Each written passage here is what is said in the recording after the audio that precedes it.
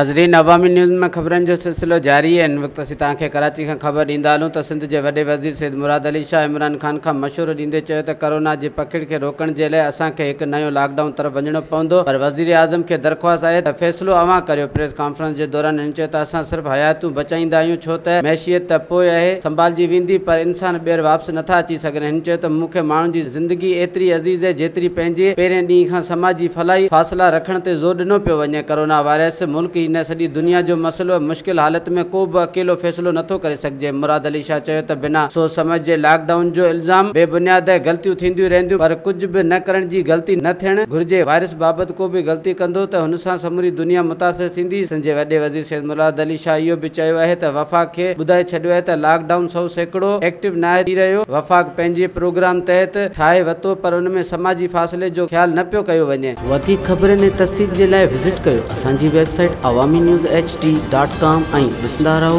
Awami news HD।